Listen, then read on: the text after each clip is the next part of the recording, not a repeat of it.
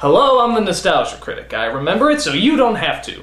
You know, what is it about sports movies? They're rarely good, and yet we always seem to enjoy watching them. Why? It's like watching a taped recording of a baseball game. We all know what's going to happen in the end, so why do we waste our time watching it? This question has been plaguing me for the last 5 minutes, and I can't take it anymore. I have to discover the secret behind the nostalgic sports movies.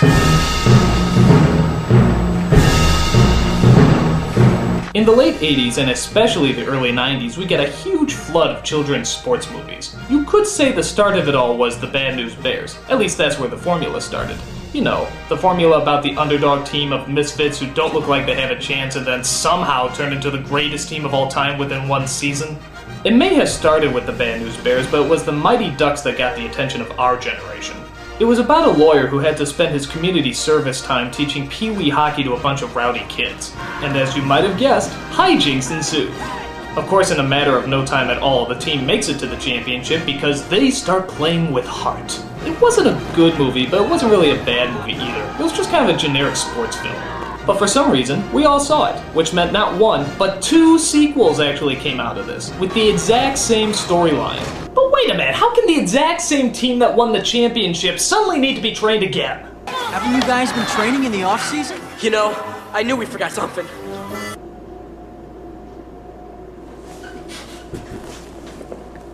That's really lame. So this film spawned dozens of Mighty Duck ripoffs, including Little Giants, Little Big League, Little Angels in the Outfield. Well, okay, maybe they weren't all little, but you get the point. Everybody loved this formula and abused it to death. And if there's anything these films have taught us, it's that there's a very specific type of team you need in order to beat the championships. For example, you always need the fat kid. The kid who does nothing but apparently eat food and talk about how much he likes eating food. After that, you need the geeky kid. The kid who always overanalyzes everything and has to wear glasses so that you automatically know that he's the geeky kid. Which I highly resent, by the way. And then, of course, you need the girl. The only single, solitary female who shows that girls can do anything that boys can. Except move a couch or pee standing up. We own that. And last but not least, you need the good-looking all-star. The character who's troubled, confused, and could be the best player on the team if only somebody would give him a chance. You're up, Emily. Me? But I'm just an emotionally troubled rookie. What could I have to offer? You got an angel with you right now. What? Oh, yeah. Apparently there's angels out there that help players win by cheating at baseball games. At least that's what they tell us in Angels in the Outfield. A film that stars an actor that you might find to be a little familiar. Tommy! Tommy! Tommy! That's right, Tommy from Third Rock from the Sun stars in this stinker, as he tries to ask his father when they'll be a family again. I'd say when the Angels win the pennant. In a last desperate attempt, Tommy actually turns to God and asks him for help. God, I'd really like a family. Maybe you could help him win a little. Faster than you can say religious blasphemy, Tommy is visited by angels who actually help out the team to get them to the pennant.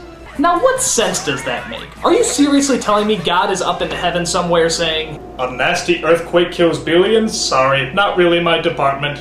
Oh, thousands of children starving in Africa? Sorry, I do work in mysterious ways." A little boy wants me to rig a baseball game so he can be reunited with his selfish jackass father? Angels, to your duty! You, stop that curveball! You, help his pitching! You, give him a back rub! You, get that creepy angel that looks like Christopher Lloyd to do some pointless flashy special effects! My God, I've never seen a cause more worthy! But not all sports movies necessarily have to follow a team. Like how about The Karate Kid? You remember, the kid that actually learns karate by painting fences and waxing cars? Yeah, I know this sounds like complete bullshit, but I believe in this method. So much so that I have been training for weeks, painting my fences and waxing my cars to become the ultimate karate master. And now, I think it's time to put my newly founded teachings to the test. This is my opponent, and now I will demonstrate the brute fighting force that I have become.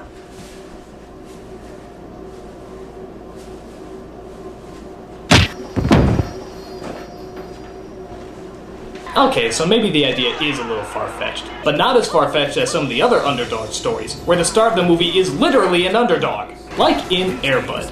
Yeah, you remember this piece of shit, right? The movie about a dog who is actually allowed to play basketball. In what universe is this? You checking your rule book? He's right. Ain't no rule said the dog can't play basketball. Oh, of course! It doesn't say in the rule book that I can't bring a dog in to play basketball. What was I thinking? And you wanna know what else? I'm pretty sure that doesn't say anywhere that I can't bring roller skating black bears in either. Or how about professionally trained tap dancing orangutan? Or how about a giant urinating elephant with one testicle who can sing the classical works of Andrew Lloyd Webber? Is that in the rule book? Is it? Is it? It is? Holy shit, how amazingly specific. This is a joke. Another film just dealing with one player is Rookie of the Year. In this film, a kid injures his arm so that it can propel back and launch like a catapult. So a baseball team actually decides to pick him up as a pitcher. Seriously, what baseball team could be so desperate that they actually get a child to pitch for them? You sure this isn't a true story? Gotcha. Another reoccurring theme you might have noticed in these movies is the villain. Somehow, the other team is always made up of the most evil, diabolically sneaky bunch of people you've ever seen in your life. Like, remember the martial arts teacher from The Karate Kid? This guy makes General Mao look like a princess. Mercy is for the weak. What are you here for, old man? The enemy deserves no mercy. What are you looking at? Finish him! What karate teacher actually talks like this? This is a karate dojo, not a knitting class. Well, I expected this kind of treatment from the YMCA, but not from this establishment. My favorite scene is when Mr. Miyagi asks the teacher to leave Daniel alone before the tournament. You're a pushy little bastard, ain't you? But I like that. I like that. Yes, very clever, old man. The ball is in your court now, but after the tournament is over, it is I who will possess the golden trophy, making me ruler of the dojo set next to the Walgreens drugstores. God, I need a girlfriend. Or how about the kids from Little Giants? Remember how intimidating they were? We just came by to tell you guys how incredibly sorry we are that you didn't make the team. Oh, well, thank you very much. You know, maybe I had you guys pegged wrong. I always assumed you were harsh, mean individuals, but now I see you're just the playful type who don't really want to hurt anybody's feelings. Not! Damn your witty repartee! You know there's no way I can talk my way out of the not clause! It's foolproof! But I think my favorite villains have to go to the Germans from Cool Runnings. I don't know why, but I just love these guys. They're like the grade school bullies of bobsledding. Why don't you put some training wheels on that sled? You want to say something, Jamaica? Come on, Jamaica. You have no business here, Jamaica. Yeah, and your father was a Wiener Schnitzel. Seriously, these guys are like the Nelsons of Winter Olympics. And of course, you can't have a kid's sports movie without the always popular sports montage. This is where you see the team working really hard in a couple of clips and then suddenly they become professional players. Newsflash guys, fast editing and a horrible 80s song doesn't make you sports legends.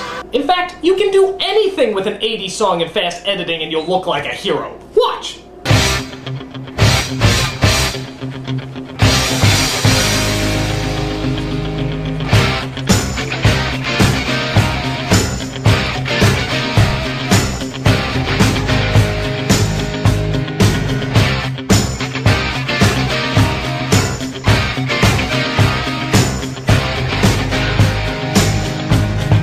You see? But to be honest, not all children's sports movies are god-awful. I mean, Cool Runnings isn't all that bad. And The Sandlot, in my opinion, is an all-American classic. But these films are few and far between, as most of these movies just succumb to the same idiotic cliches that make us all want to get hit in the head with a curveball. So why do we watch them so much? Because we love sports and we always love the underdog. So much so that these films actually continue to follow us. Now, instead of making cheesy sports films for kids, they're making cheesy sports films for adults. And again, the good ones are few and far between. But I guess it's important to remember that it's not how good or bad the movie is, it's how you play the game. And of course, no children's sports movie will be complete without the greatest cliche of all. And so, to this cliche, I say...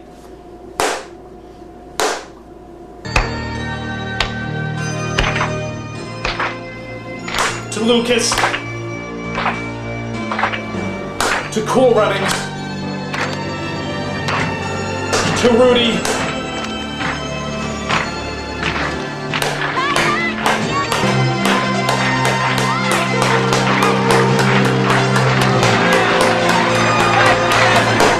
congratulations! You did it! You perfected did the slow clap!